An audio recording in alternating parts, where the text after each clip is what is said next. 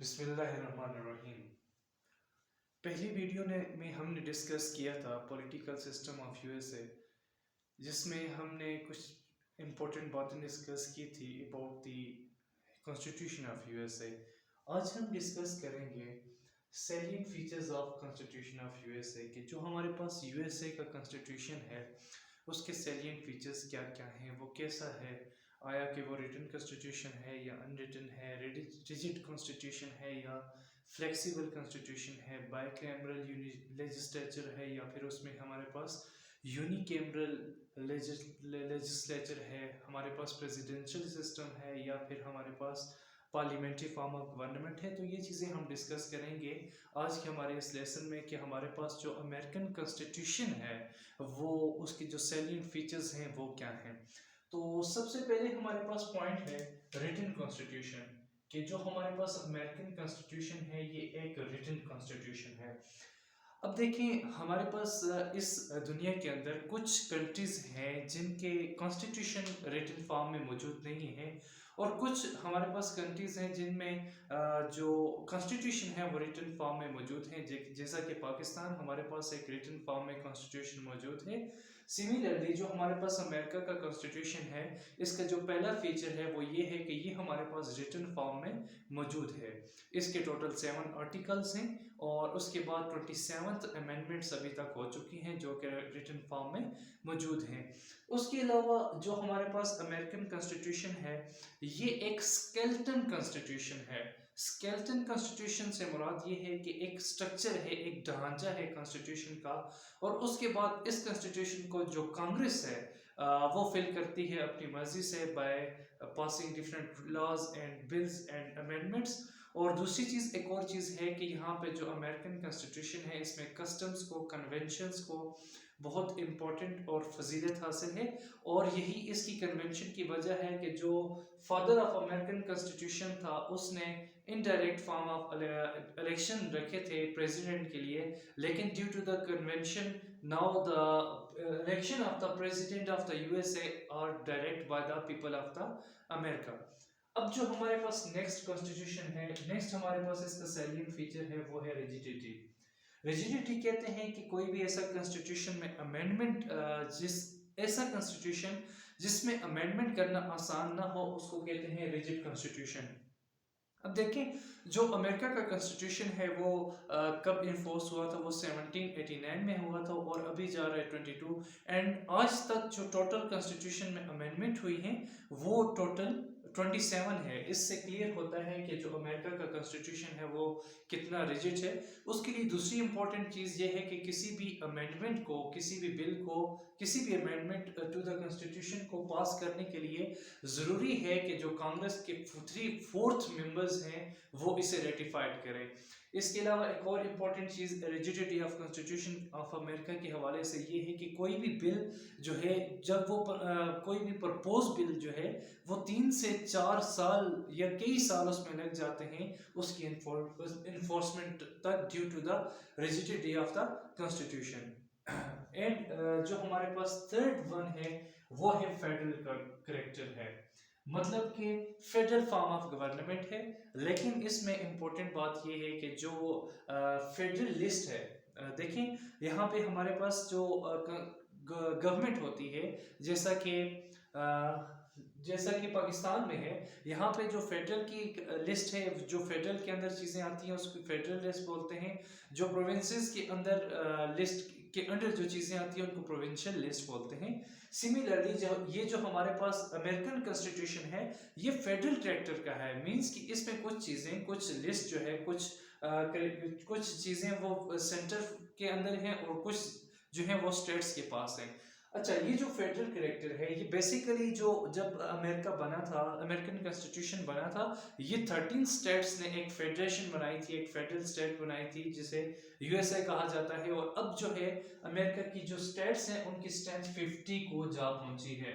Okay, उसके बाद जो है फेडरल, इसका ऐसा कॉन्स्टिट्यूशन है जिसमें डिवीजन की गई है फेडरल की जो लिस्ट हैं, और उसके बाद जो रेजिड्यूरी पावर्स हैं वो लेफ्ट हैं किसके पास, स्टेट्स के पास, जिसकी वजह से जो स्टेट्स हैं उनके पास पावर ज्यादा है as compare to the centre. और इसके बाद हमारे पास नेक्स्ट जो है वो सुप्रीमेसी ऑफ द कॉन्स्टिट्यूशन है। सुप्रीमेसी ऑफ द कॉन्स्टिट्यूशन से मुराद ये है कि जो हम अमेरिका का कॉन्स्टिट्यूशन है, this is the supreme law of the state.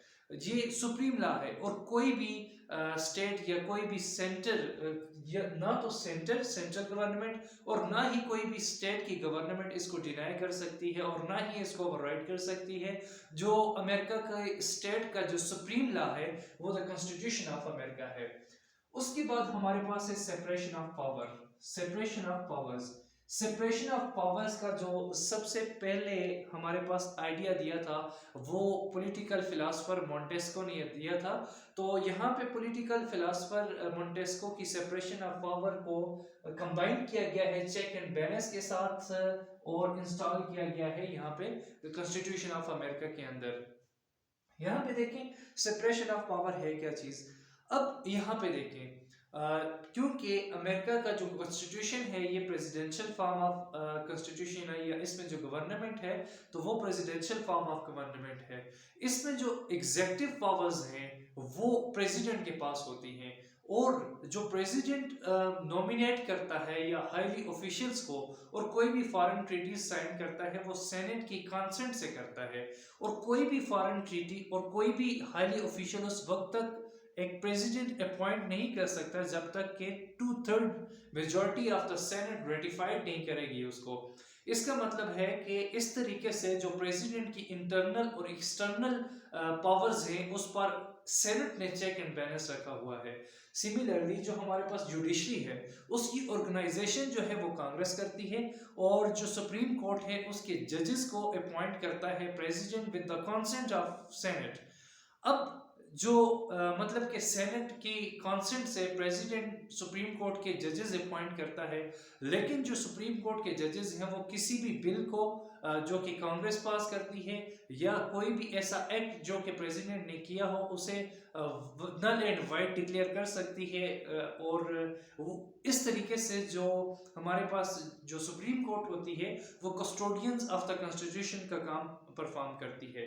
एक और चीज होती है यहाँ पे देखें सेपरेशन ऑफ पावर में कि जो अमेरिका का प्रेसिडेंट होता है उसके पास वीटो पावर्स होती हैं। वो बिल जो कि कांग्रेस पास करता है उसको जो है वो हमारे पास जो प्रेसिडेंट होता है उसको मतलब रोक सकता है, डिनाई कर सकता है। तो सेपरेशन ऑफ पावर क्या है कि कुछ पावर्स जो हैं वो प्रेसिडेंट के पास है, सिमिलरली कुछ पावर्स जो हैं वो उसके पास हैं, सेनेट के पास हैं और कुछ पावर्स सुप्रीम कोर्ट के पास हैं। और चेक एंड बैलेंस क्या है कि सिनोनिमसली ये जो हमारे पास जो सुप्रीम कोर्ट है ये चेक करता है पावर्स की, जुडिशियल रिव्यू करता है किसके ऊपर, जो बिल पास करती है कांग्रेस उसके ऊपर भी और जो एक्ट करता है प्रेसिडेंट उसी के ऊपर भी।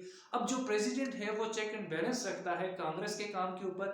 कांग्रेस की काम के ऊपर कैसे चेक एंड बैलेंस रखता है कि कोई भी बिल जो है वो जब कांग्रेस से पास होता है तो प्रेसिडेंट के पास ये अख्तियार हासिल होता है कि वो उस बिल को रोक सकता है। अब एक और चीज है कि जो सेनेट है वो प्रेसिडेंट की जो पावर्स है उस पर कैसे चेक एंड बैलेंस रखती है। तो सेनेट के जो है वो शेयर करती है प्रेसिडेंट के साथ power of appointment of highly officials and foreign treaties. जो भी फॉरेन ट्रीटीज प्रेसिडेंट साइन करता है, जो भी हाईली ऑफिशियल्स को प्रेसिडेंट अपॉइंट करता है तो वो सेनेट की 2/3 मेजॉरिटी जब रेटिफाइड करती है उसके बाद तब होती है। तो इस तरीके से जो हमारे पास होता है सेपरेशन ऑफ पावर और चेक एंड बैलेंस यहाँ पे कायम रखा जाता है। इसके बाद जो प्रेसिडेंट होता है वो आंसरेबल टू द कांग्रेस नहीं होता, वो कांग्रेस की डिबेट्स में हिस्सा नहीं लेता और उसके बाद जो कांग्रेस को आंसरेबल भी नहीं होता और कांग्रेस से भी नहीं होता और कोई बिल भी प्रपोज नहीं कर सकता। नेक्स्ट देखें बिल ऑफ राइट्स। अब यहाँ पे जो कॉन्स्टिट्यूशन था की ओरिजिनल फॉर्म थी, जो ओरिजिनल अमेरिका का कॉन्स्टिट्यूशन था उसके अंदर मैंने पहले डिस्कस किया था कि जो वो एक स्केलेटन कॉन्स्टिट्यूशन था उसको जो फिलअप किया था वो कांग्रेस ने किया था, ये कांग्रेस के पास उसकी फिलअप। तो सिमिलरली जो बेसिक कॉन्स्टिट्यूशन था जो कि प्रोपाउंड हुआ था 1789 में, उसमें बिल ऑफ राइट्स मौजूद नहीं थे। उसमें जो सिक्योरिटी थी of life, of property, liberty, उसमें freedom of speech, freedom of prayer, ये सारी चीज़ें मौजूद नहीं थी। तो ऐसा ऐसा करके जो पहली 10 अमेंडमेंट्स हुई कॉन्स्टिट्यूशन ऑफ अमेरिका के अंदर, उसमें ये सारे बिल ऑफ राइट्स जो है वो इंट्रोड्यूस किए गए। उसमें जो पब्लिक ऑफ अमेरिका है उसको सिक्योरिटी प्रोवाइड की गई, उसको लिबर्टी प्रोवाइड की गई, उसको फ्रीडम ऑफ स्पीच प्रोवाइड की गई। ये जो सारी राइट्स थे, जो ह्यूमन राइट्स थे, वो मुख्तलिफ अमेंडमेंट के जरिए कॉन्स्टिट्यूशन ऑफ अमेरिका के अंदर इनकलकेट किए गए, इंक्लूड किए गए। जबकि जो बेसिक और ओरिजिनल कॉन्स्टिट्यूशन ऑफ अमेरिका था उसके अंदर जो बिल, जो ह्यूमन राइट्स के बिल्स हैं वो मौजूद नहीं थे। आइए नेक्स्ट की तरफ जाते हैं, जुडिशियल रिव्यू। अब जुडिशियल रिव्यू क्या चीज है? अब जो जुडिशरी है, जो सुप्रीम कोर्ट है अमेरिका की, उसकी ऑर्गेनाइजेशन करती है कांग्रेस। कांग्रेस जो है उसकी ऑर्गेनाइजेशन करती है। लेकिन कोई भी बिल जो कि कांग्रेस पास करती है, या कोई भी एक्ट जो कि प्रेसिडेंट करता है, कोई भी बिल पास करता है या ऑर्डिनेंस जारी करता है, तो जो अमेरिका की सुप्रीम कोर्ट है, सुप्रीम कोर्ट ऑफ अमेरिका,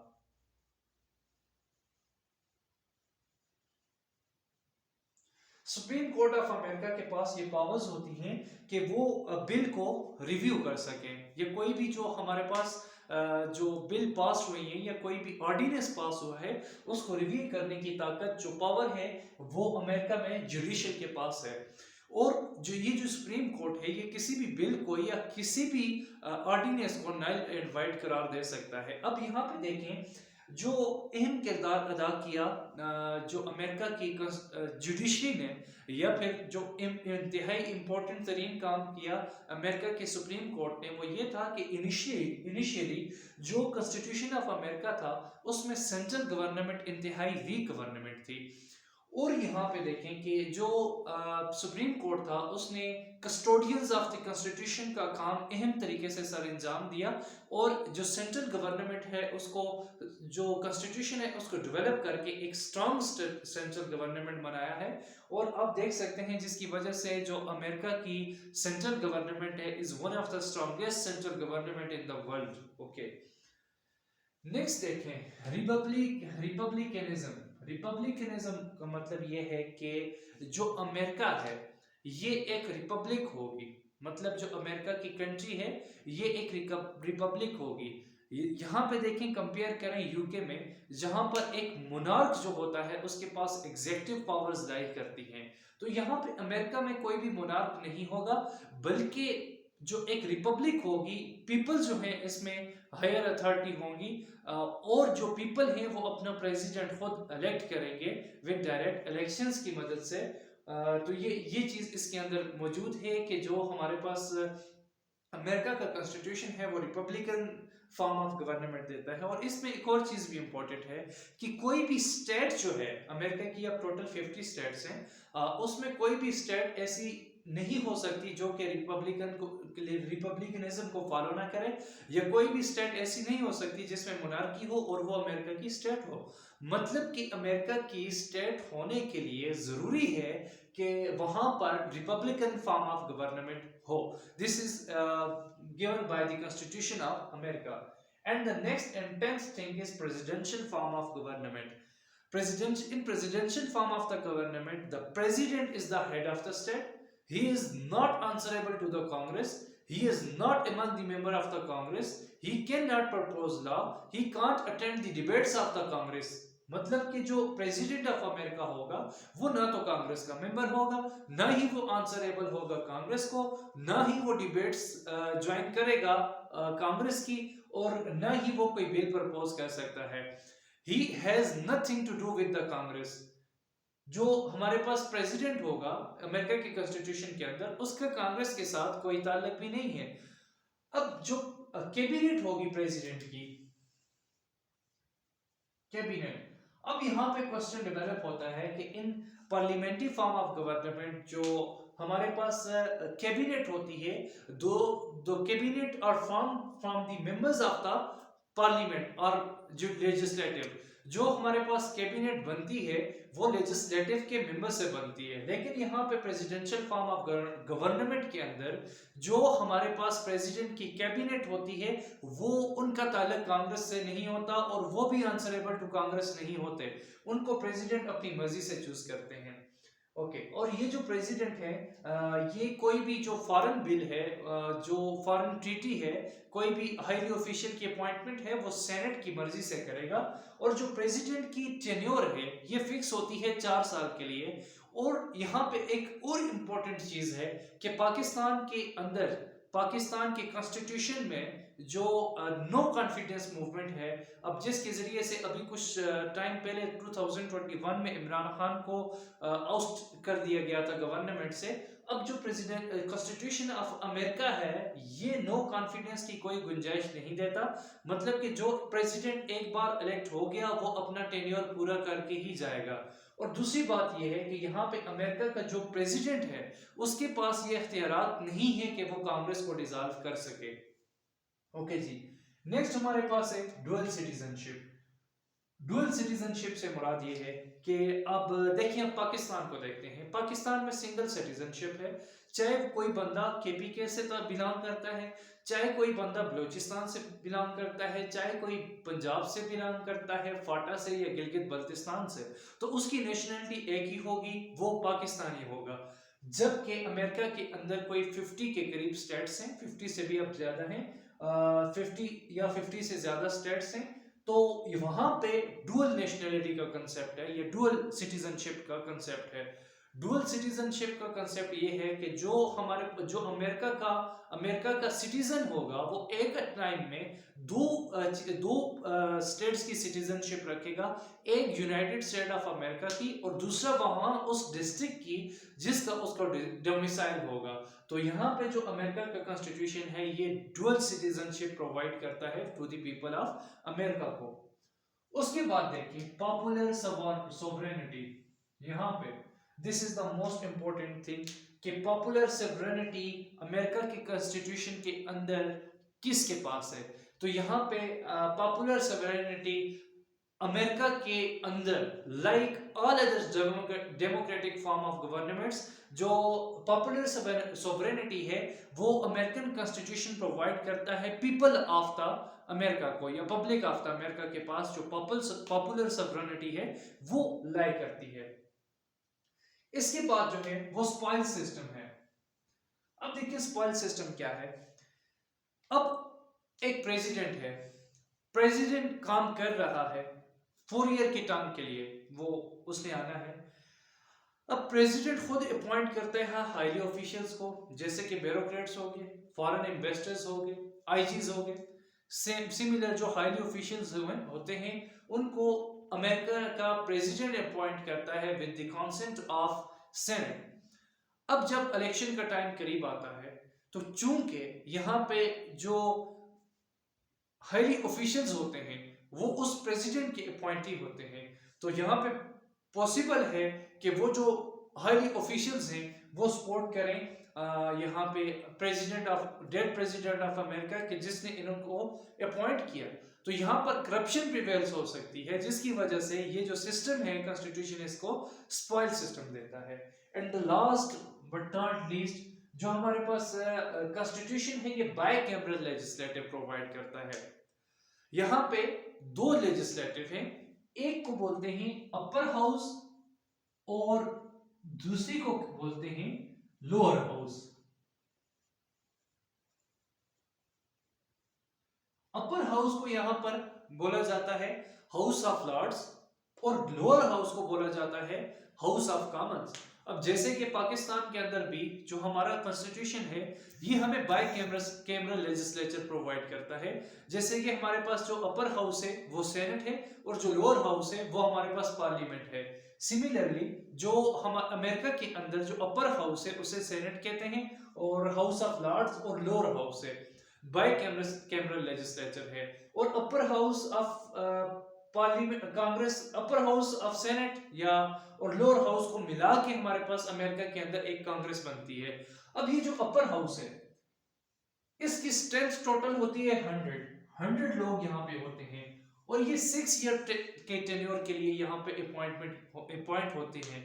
जबकि जो लोअर हाउस है ये यहाँ पे 525 के करीब इनकी स्ट्रेंथ होती है और उसके बाद ये 2 ईयर की टर्म के लिए यहाँ पे अपॉइंट होते हैं 6 ईयर। उसके बाद ये जो अपर हाउस है, अपर हाउस है, या जिसको हम सेनेट भी कहते हैं, ये जो है इसको कहा जाता है कि the strongest legislature in the world, क्योंकि ये जो अपर हाउस है ये एट अ टाइम में जुडिशरी का काम भी करती है, ये एट अ टाइम में काम करती है, उसके बाद एग्जेक्टिव का भी और लेजिस्लेशन का भी। मतलब कि अपर हाउस जो है, जो अमेरिका की पार्लियामेंट लेजिस्लेशन का, वो तीन काम एट अ टाइम करती है। नंबर वन, वो जुडिशरी का काम भी करती है। नंबर टू, एग्जेक्टिव का कैसे कि वो जो अपॉइंट करता है प्रेसिडेंट हाईली ऑफिशियल्स को, उसमें वो पावर शेयर्स करती है। उसके बाद जो थर्ड वन है वो लेजिस्लेटिव का काम भी करती है। तो ये थे salient features of constitution of USA. अब हम अपनी नेक्स्ट वीडियो में इन तमाम फीचर्स को वन बाय वन एक्सप्लेन करेंगे ब्रीफली। Thank you.